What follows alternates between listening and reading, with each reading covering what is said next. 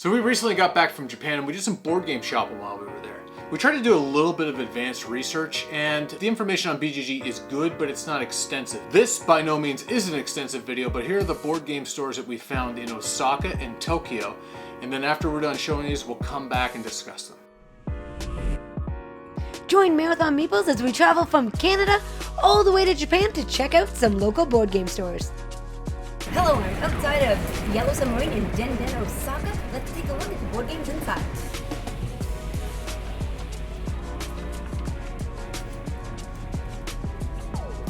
There was a wide selection of Japanese designed games, which was great to see. Most of them were smaller box games, and then the international titles that we would expect to see were over there and had been translated into Japanese.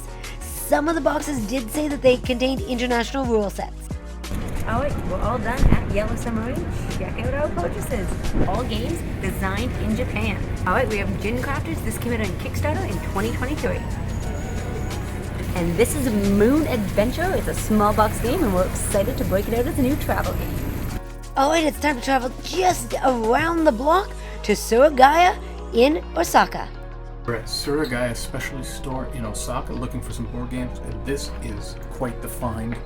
Most of the games that they have here are used, but the pricing is great, as is the selection. We should have brought a bigger suitcase.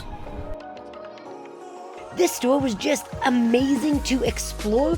We spent so much time checking out the titles. Some were local Japanese titles as well as other English games, but it was just fascinating to see so many unique titles. Okay, we got a used copy of Tiger and Dragon. It's supposed to be a area majority tile laying game. It's in Japanese only, but what I've heard online is we can translate the rules fairly easily. Our next stop on our board game journey is Mandarake. Now this store is absolutely incredible. It is so much more than just board games. Actually, the board game section itself is quite small. Its main focus is really on anime, miniatures, and a variety of different manga.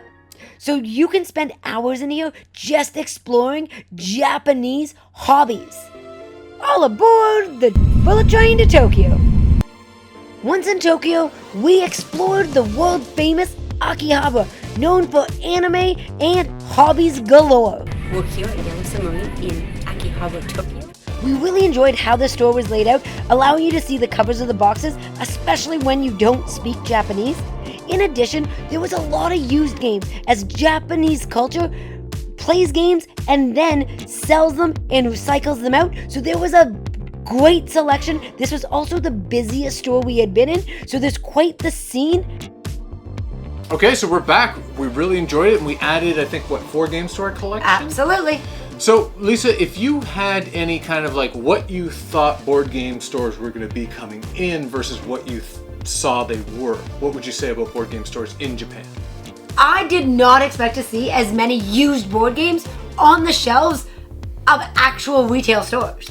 Yeah, it was actually quite a number of used games. We bought that one used game, we did open it up, and it was impeccable. It was basically brand new. So you're right.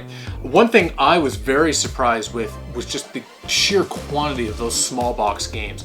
And I guess it kind of makes sense. While we were in Japan, we stayed in Airbnb, stayed in very small hotels. A lot of people live in apartments. There's not a ton of space. So I think there's not as much of this that we have here. We live in Canada as there is in Japan, thus the small boxes.